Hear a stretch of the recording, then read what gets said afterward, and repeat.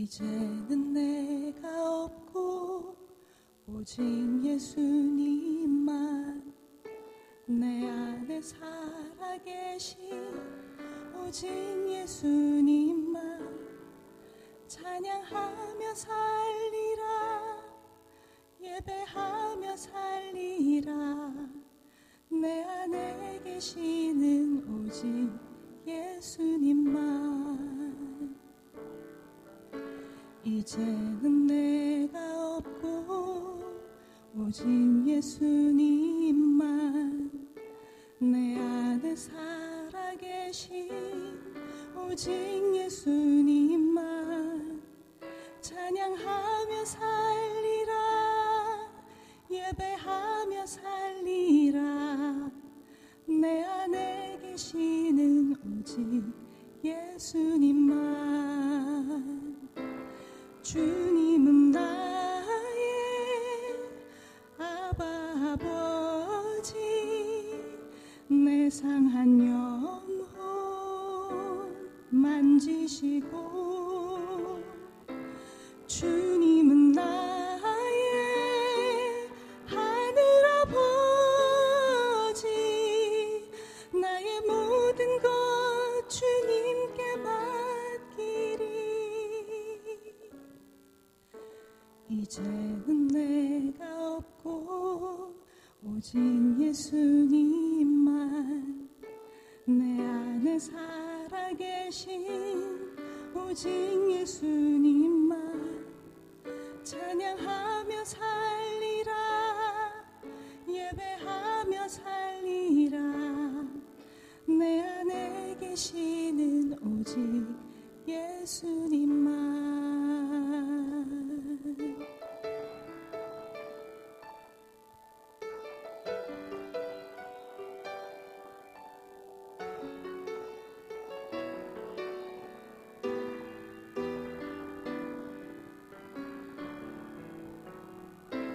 주님은 나의 아바 아버지 내 상한 영혼 만지시고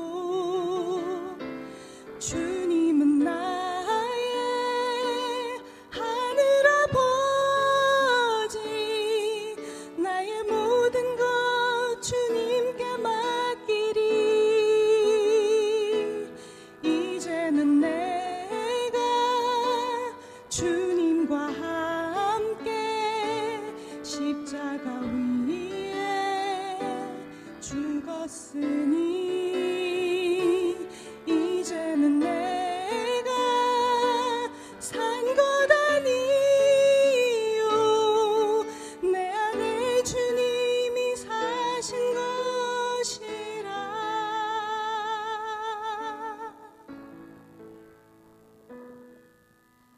이제는 내가 없고 오직 예수님만 내 안에 살아계신 오직 예수님만 찬양하며 살리라 예배하며 살리라 내 안에 계시는 오직 예수님만 내 안에 계시는 오직 예수님만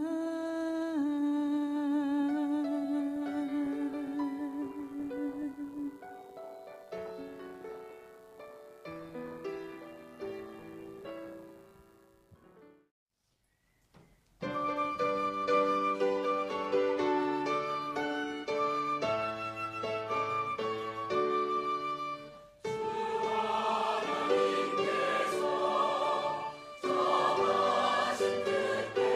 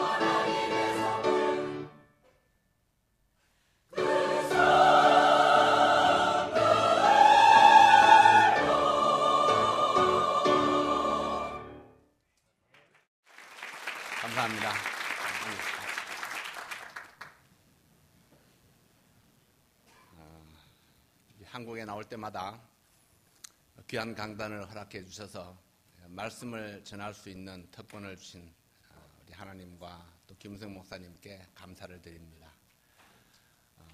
또 우리 불광동 성수침례교회를 방문할 때마다 이렇게 믿음의 열정적인 우리 성도님들이 가득 찬 그런 예배당에서 예배를 드리는 모습이 제게 얼마나 큰 도전과 축복이 되는지 모르겠습니다. 아름다운 찬양도 너무나 축복스럽고요. 요즘 중고등부 학생들에게 좀 신앙생활을 한다는 것이 굉장히 어렵다고 들었는데, 근데 불광동에 오니까 정말 아름답고 예쁜 우리 중고등부 학생들이 있는 것을 보고 또 하나님 앞에 감사를 드렸습니다. 우리가 믿음의 동질이 있다는 것, 같은 믿음을 가지고 같은 목표를 향해서 가고 있는 사람들이, 나 외에도 수많은 사람들이 있다는 것, 그것이 우리에게 얼마나 큰 격려와 축복이 되는지 모르겠습니다. 우리 하나님 말씀을 통해서 여러분과 제가 같은 믿음을 가지고 같은 목표를 향해서 나아가고 있다는 사실을 다시 한번 확인할 수 있는 기회가 될 수 있기를 바랍니다. 요한복음 18장 33절부터 40절까지 있는 말씀 함께 보시겠습니다.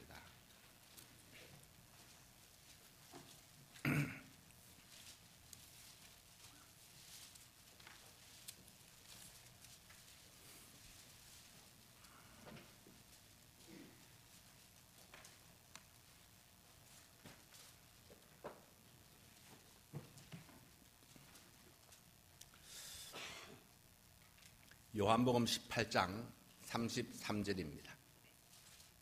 이에 빌라도가 다시 관정에 들어가 예수를 불러 가로되 내가 유대인의 왕이냐?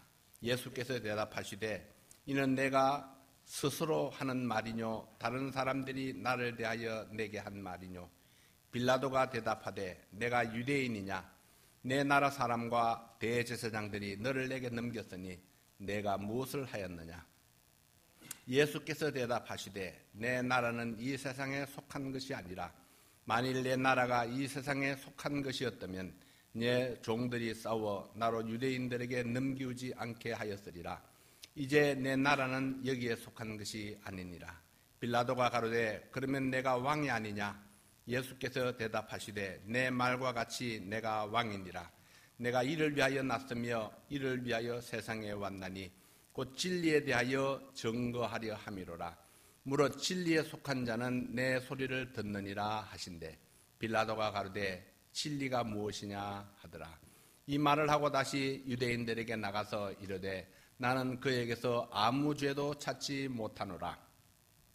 6월절이면 내가 너희에게 한 사람을 놓아주는 전례가 있으니 그러면 너희는 내가 유대인의 왕을 너희에게 놓아주기를 원하느냐 하니 저희가 또 소리질러 가로되 이 사람이 아니라 바라바라 하니 바라바는 강도르라. 아멘. 이 말씀을 통해서 진리를 향한 나의 태도라는 제목으로 말씀을 드리겠습니다. 기도합니다. 아버지 하나님 감사합니다. 오늘도 사랑하는 성도들을 이곳에 불러주시고 우리를 구원하신 하나님을 찬양하게 하심을 감사합니다.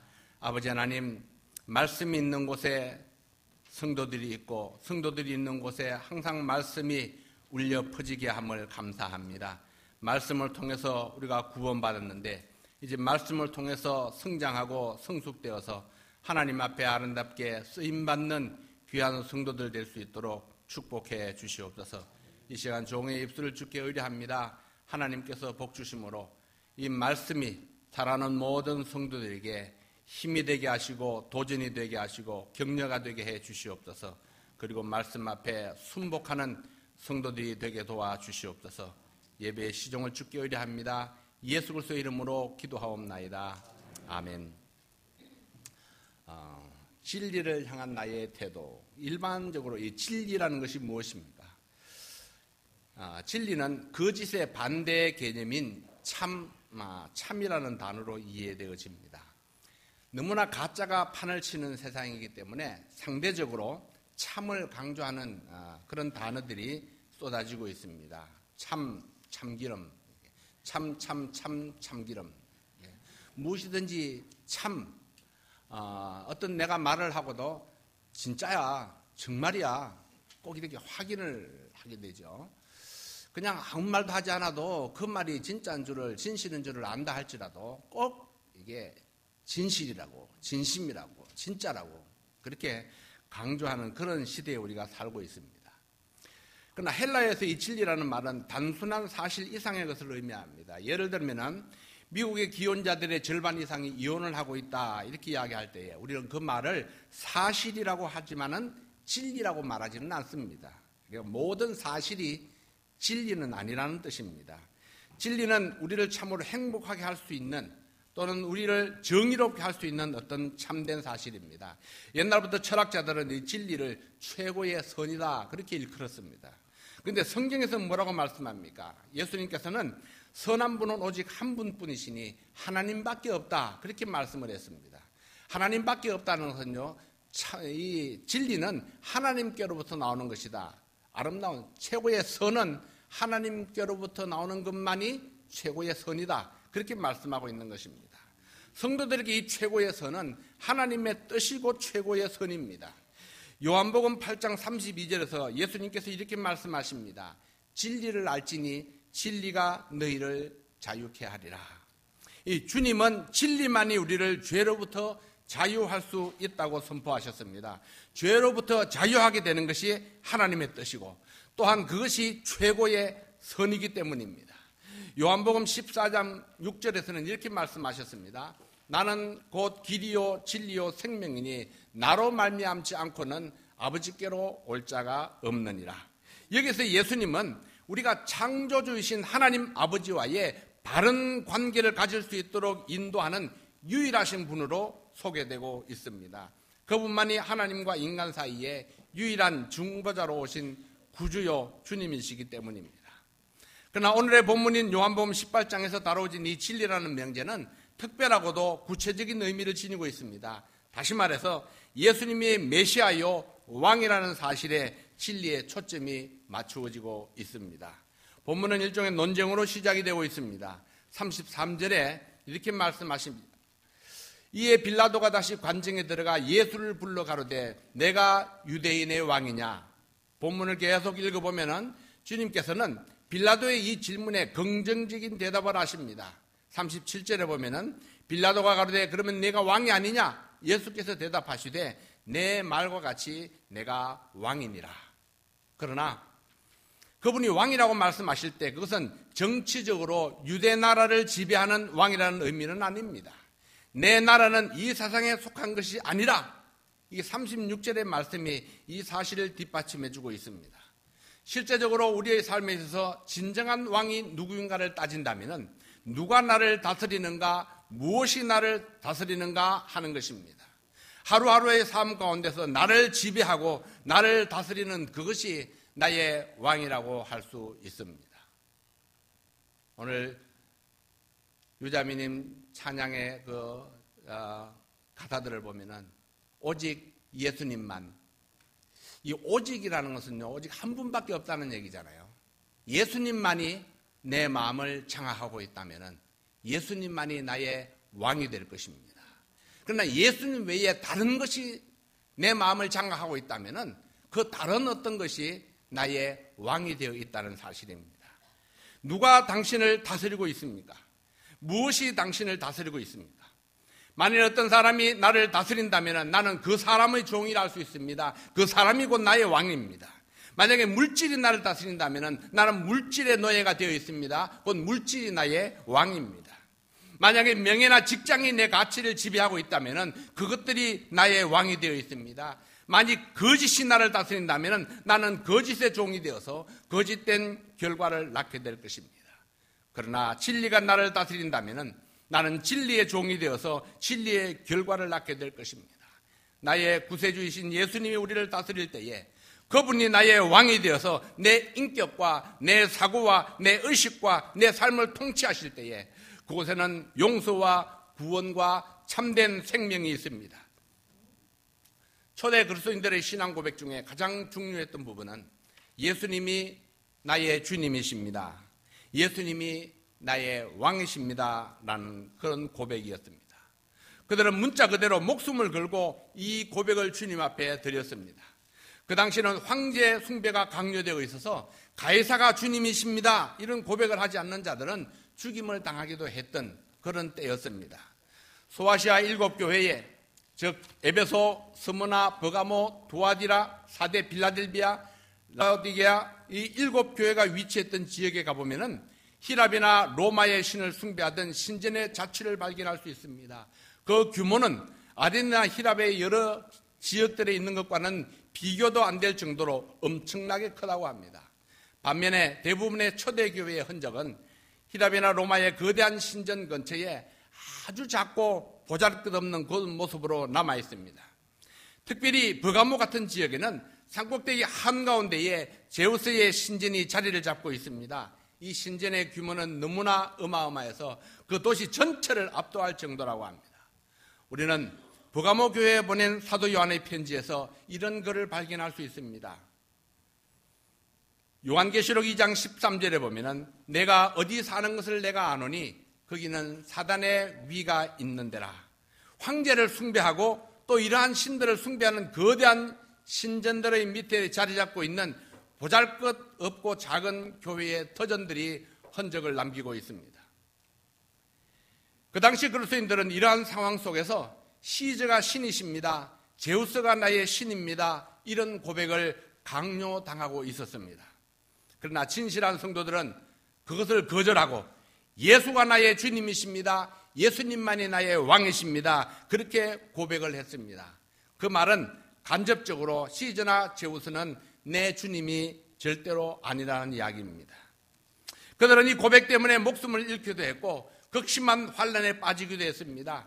그러나 그들은 예수 그리스도의 통치를 통해서 경험했던 용서와 자유와 풍성한 생명과 하늘에 대한 찬란한 비전 때문에 목숨을 걸고서라도 예수가 주님이시다, 예수님이 나의 왕이라는 그런 고백을 했던 것입니다. 예수님에 대한 그리스도인들의 이러한 고백은 아무리 시대가 변해도 변할 수 없는 진리입니다. 진리란 무엇입니까? 그것은 예수가 나의 주님이시오 생명이라는 사실, 예수님만이 내 삶의 유일한 소망이라는 사실입니다. 내가 믿음이 연약해져서 내가 믿음을 배반한다 할지라도, 내가 믿음을 떠나 있다 할지라도 그럼에도 불구하고 예수님이 나의 왕이시오, 예수님이 나의 주님이시오, 예수님의 생명이라는 사실은 변할 수 없는 진리라는 것입니다. 주님께서는 재판장을 향해서 이 땅에 오신 목적을 분명하고 당당하게 증거하셨습니다. 예수께서 대답하시되 내 말과 같이 내가 왕이니라. 내가 이를 위하여 났으며 이를 위하여 세상에 왔나니 곧 진리에 대하여 증거하려 함이로라. 무릇 진리에 속한 자는 내 소리를 듣느니라. 그러나 빌라도는 이 말씀을 믿지 못했습니다. 진리가 무엇이냐? 유대인들의 고소와 예수님의 정언과 빌라도의 반문을 통해서 진리에 대한 우리의 태도를 분명하게 할 수 있기를 원합니다. 다른 사람은 어찌 않는지 중요한 것은 우리 자신들입니다. 나는 과연 이 진리에 대해서, 이 예수님에 대해서 어떻게 표현하고 나타내고 있느냐 하는 것입니다. 첫 번째로 진리에 대한 유대인들의 태도를 봅니다. 법정 주변에 있었던 유대인의 무리들, 그들에게 진리란 다수를 의미했습니다. 또 나에게 이익이 되는 것, 내 삶을 좀 더 편안하게 해줄 수 있는 것, 그것이 바로 그들에게 있어서 진리였습니다. 본문 40절 말씀을 보십시오. 저희가 또 소리질러 가로되 이 사람이 아니라 바라바라, 이 바라바를 놓아주고 예수를 십자가에 못 박아야 한다고 소리치는 자들이 있었습니다. 그런데 요한복음 12장에서는 예수님께서 예루살렘에 입성하시던 그날 바로 이 유대인 무리들이 종려나무 가지를 들고 나와서 호산나 다윗의 자손이여 그렇게 소리치며 그분을 환영했던 바로 그 무리들이었습니다. 왜 그들이 그때는 나사렛 예수를 그렇게 열렬히 환영했을까요? 그들은 인간 예수에게서 정치적 메시아상을 기대하고 있었던 것입니다. 그 예수님으로 말미암아 우리 민족이 로마의 지배에서 해방될 수 있을지도 모른다. 그러면 우리는 좀 더 편안한 삶을 살 수 있을 것이다. 그러나 상황은 그들의 기대와는 전혀 다른 방향으로 전개되어 갔습니다. 예수는 유대인들의 정치적 욕구를 충족시켜주지 않았고 흉악한 죄인으로 체포되어서 법정에 서게 됩니다. 법정에 서 있는 예수를 바라보는 그 순간 무리들은 예수를 아마 별 볼 일 없는 인간에 불과하다고 생각했을지 모릅니다. 그래서 유대인 무리들이 예수님을 향한 태도가 돌변했습니다. 강도 바라바를 놓으소서, 그리고 예수를 십자가에 못 박으소서, 그렇게 외쳐댔던 것입니다.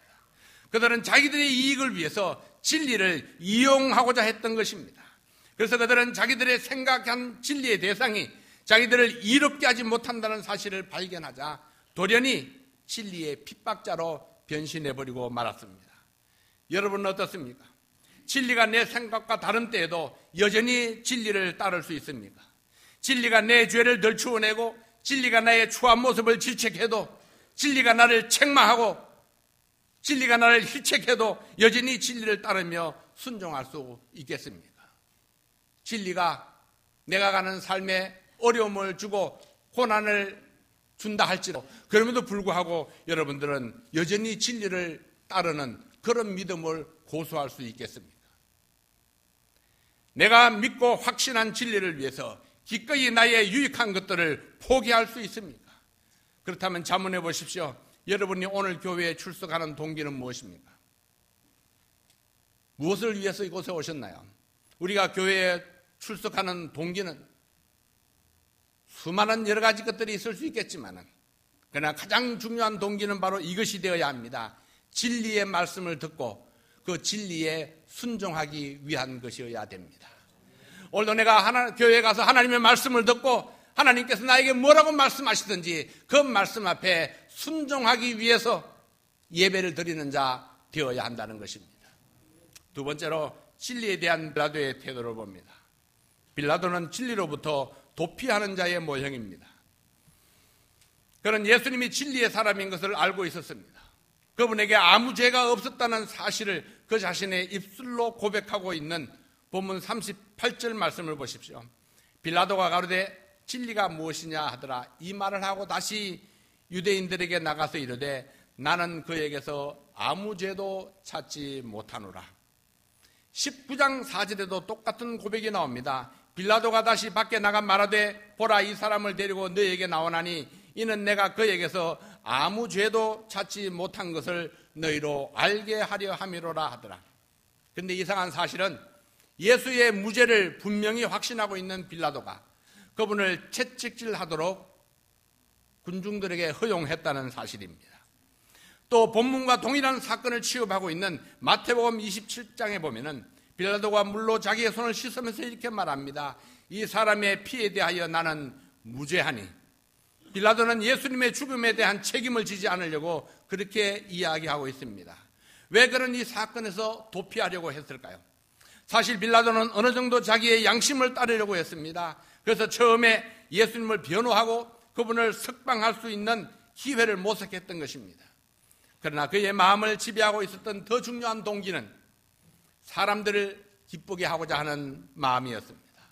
민중들로부터 자기의 위치를 인정받고 자기의 권력을 그대로 유지하기 위해서 기꺼이 진리를 외면하고자 했던 것입니다. 결국 그는 진리를 깨닫고 거기에 순종함으로 변화된 삶을 사는 것보다는 자신의 지위와 권력을 위해서 진리를 외면하는 자가 되고 말았습니다.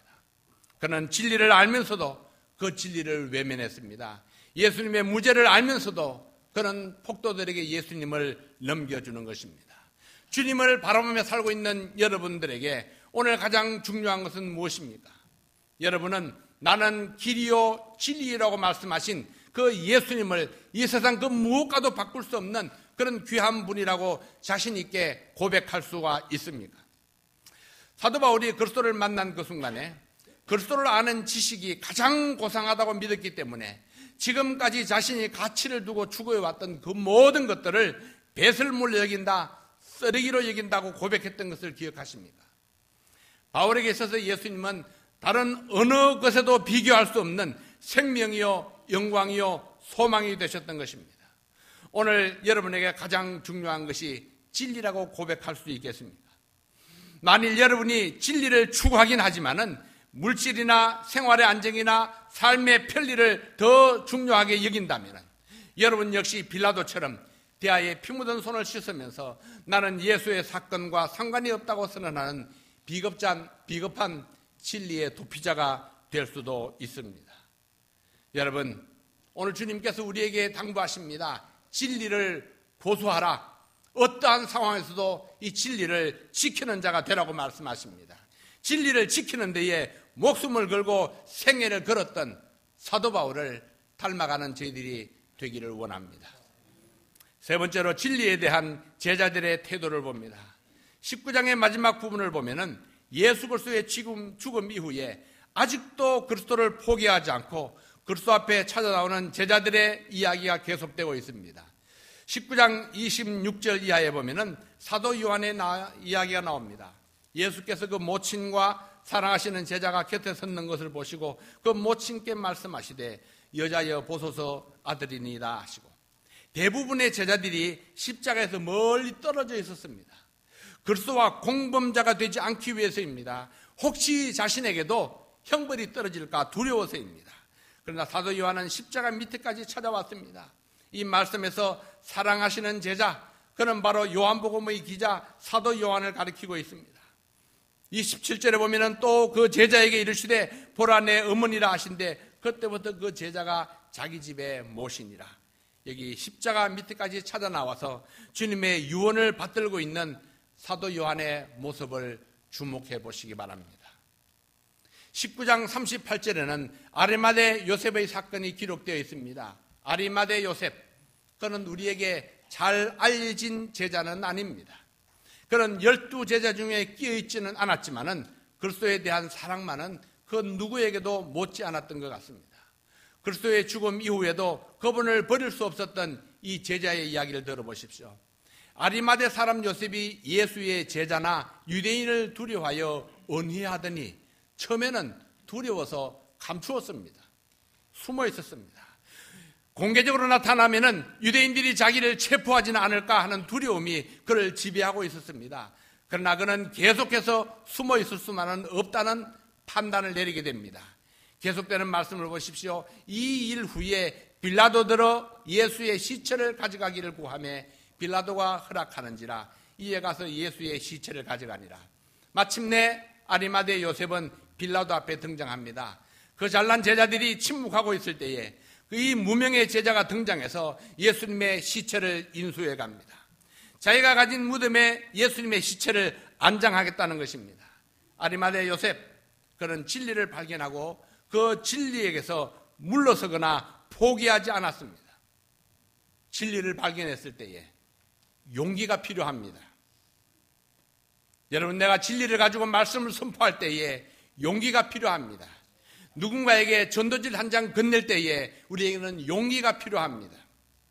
그러나 거절당할 것을 두려워하면은 우리는 결코 누구에게도 전도지 한 장도 돌릴 수 없을 것입니다. 거절당할 수 있습니다. 무시당할 수 있습니다. 그럼에도 불구하고 내가 이것을 전하는 것이 진리라는 확신 때문에 우리 용기를 내서 이 전도지를 건네는 것입니다. 계속되는 메시지를 보면은 이번엔 니고데모의 얼굴이 등장합니다. 39절입니다. 일찍 예수께 밤에 나왔던 니고데모도 몰약과 침량 섞은 것을 100근쯤 가지고 온지라. 성경이 니고데모를 소개하면서 그 앞에 붙인 표현이 아주 인상적입니다. 밤에 나왔던 니고데모. 요한복음 3장에 보면은 밤중에 니고데모가 예수님을 찾아옵니다. 왜 하필이면 밤에 찾아왔을까요? 유대인의 관리, 산헤드린의 관원이었던 자기의 신분과 위치 때문에 진리를 추구하는 마음은 있어도 백주에 등장하기가 꺼려졌던 사람입니다. 여러분, 많은 사람들 앞에서 기도하는 것이 꺼려져서 혼자 슬쩍 기도를 처리해버리는 어떤 사람처럼 니고데모는 예수님께 대한 소심한 접근 태도를 보이고 있습니다. 얼마 전에 어떤 성도가 그런 이야기를 했어요. 여러 사람과 식당에 가서 식사를 할 기회가 있었는데 내가 기도하는 동안에 사람들이 내 기도하는 모습을 보고 웃으면 어떡하나 하는 생각에 1초 만에 기도를 끝나고 눈을 떴다고 그래요. 근데 그 다음에 또 다른 모임에 가서 또 같이 식사를 하게 되었는데 이번에도 같이 이제 1초 만에 기도를 딱 끝내고 눈을 떴는데 보니까 주변에 있는 사람들이 다 눈을 감고 기도를 하고 있는 겁니다. 이번에는 믿는 사람들이 많았던 겁니다. 근데 언제 어느 때나 내가 사람들 앞에서 눈을 감고 감사하고 기도하는 것을 부끄러워하지 않는 사람, 공공식당에서도 당당하게 내가 기도하고 감사할 수 있는 사람, 내가 아는 사람이든 모르는 사람이든 그 사람 앞에서 내가 믿고 있는 진리를 이야기할 수 있는 용기, 이런 것들이 바로 진리에 대한 우리의 태도가 되어야 할 것입니다. 니고데모는 밤에 예수님을 찾아왔습니다. 그리고 이 예수님의 말씀을 들었습니다. 그러나 그때는 그가 예수님을 진심으로 영접하지 못하고 돌아갔습니다. 세월이 지나서, 그리고 니고데모가 언제 몇 년이 지나서 예수님을 영접했는지 모르지만은, 그러나 예수님이 돌아가셨을 때에 예수님 앞에 나타난 니고데모는 누구보다도 용기 있는 그런 믿음의 성도가 되어서 나타났던 것입니다. 19장 40절에 보면은 이에 예수의 시체를 가져다가 유대인의 장례법대로 그 향품과 함께 세마포로 쌌더라. 그리스도 죽음 이후에도 그리스도를 포기할 수 없었던 이 제자들, 그리스도를 자기의 주님으로 고백하고 또 그분과 자기의 삶을 동일시할 때 겪어야 할 그 수많은 어려움이나 손실에도 불구하고 그분은 자기의 삶에서 가장 중요한 동기로 여기게 된 제자들의 변화된 모습을 여기에 주목해서 보시기 바랍니다. 그들은 진리를 사랑했던, 그리고 진리의 증언자가 되기를 소원했던 사람들입니다. 이들을 통해서 그리스도의 진리가 전파되었고, 그 결과로 세상은 지금도 그리스도로 말미암아 많은 변화를 체험하고 있는 것입니다. 이번에 이제 세계 선교 대회에 이제 참석해 보시면은 거기에 얼마나 많은 나라들이 이 복음을 위해서 희생적으로, 그리고 이 복음 전파를 감당하고 있는가. 처음에는 이 복음을 들고 나가서 순교한 수많은 사람들이 있었습니다. 목숨을 걸지 아니하고는 복음을 말할 수 없는 그런 시대가 있었습니다. 그러나 지금은 우리가 어디에 가서 복음을 들고 외쳐도 나에게 주먹을 휘두를 사람은 아무도 없습니다. 나를 욕할 사람도 없습니다. 우리는 그처럼 복음을 전할 수 있는 그런 시대에 살고 있는 것입니다. 이제 세계 선교대회를 통해서 세계 각처에 퍼져 있는 우리와 동일한 믿음을 가진 수많은 사람들을 우리가 경험하게 될 것입니다. 우리도 거기에 함께 발맞추어서 복음을 위해서, 진리를 위해서, 이 세계 선교를 위해서 우리가 혼신의 힘을 다해서 헌신적으로 자신을 투자하는 그런 우리가 되어야 되지 않겠습니까? 사랑하는 성도 여러분, 여러분은 진리를 향해서 어떤 태도를 가지고 있습니까? 유대인의 무리들과 같이 상황에 따라서 진리를 향한 태도가 바뀌고 있지는 않습니까? 관직과 명예를 중시했던 빌라도처럼 자신이 가진 것을 지키기 위해서 진리로부터 도망치고 있지는 아니합니까? 이름 없는 제자였던 아리마대 요셉이나 니고데모처럼 드디어 변화가 되어서 진리를 위해서 위험을 무릅쓰고 진리를 위해서 기꺼이 자신을 던질 수 있는 믿음의 사람이 되어야 하지 않겠습니까? 예수님이 진리라면은, 예수님이 내 생명의 구주라면은, 예수님이 진리의 실체이고 가장 큰 가치라고 믿는다면은, 그렇다면 우리는 예수님을 위해서, 진리를 위해서 기꺼이 이 한 목숨 바치겠다고 고백할 수 있는, 결단할 수 있는 그런 성도들이 되시기를 바랍니다. 예수님은 나를 위해서 오셨습니다. 예수님은 나를 위해서 십자가를 지셨습니다. 예수님은 나를 위해서 십자가 형벌을 감당하셨습니다.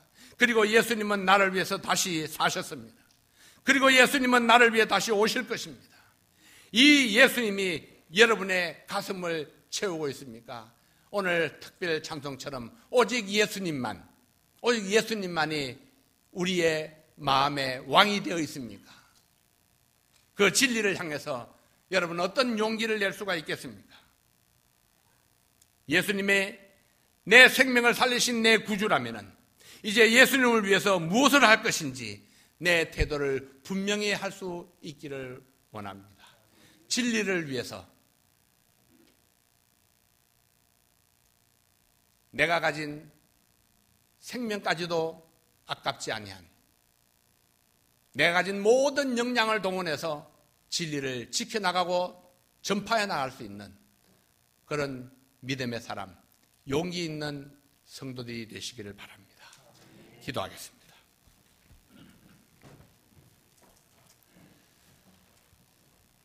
아버지 하나님 감사합니다. 진리는 오직 한 분, 예수 그리스도뿐이라고 말씀을 했습니다. 진리는 오직 한 가지, 죄인을 영원한 형벌에서 구속할 수 있는 것은 바로 예수 그리스도의 십자가의 보혈밖에 없다고 말씀을 했습니다. 오직 예수님만이 길이요 진리라고 말씀하셨는데 우리가 그 예수님으로 인해서 구원을 받았고 예수님으로 인해서 하나님의 백성이 되었습니다. 오 아버지 하나님, 우리가 받은 이 진리, 이 구원에 감사합니다. 그리고 이제 우리의 앞으로의 삶이 바로 예수님의 이 진리를 위해서, 진리를 선포하는 것을 위해서 우리의 남은 생애를 드릴 수 있는 저희들의 믿음의 결단이 있게 도와주시옵소서. 혹시 이 가운데에 아직 이 진리를 발견하지 못한 분은 계시지 않습니까? 수없이 말씀을 들었지만은 또 수없이 교회에 다녔지만은 그러나 아직도 예수님을 나의 왕이라고, 예수님을 나의 구주라고, 주님이라고 내 마음속에 영접하지 못했고 고백하지 못한 그런 분 계시지 않습니까? 오늘 예수님을 그 마음속에 영접해서 예수님을 나의 왕으로 모시고 하나님 나라의 귀한 백성으로 거듭나는 축복이 있을 수 있도록 도와주시옵소서. 아버지 하나님, 오늘 예배를 감사합니다. 예수 그리스도 이름으로 기도하옵나이다. 아멘.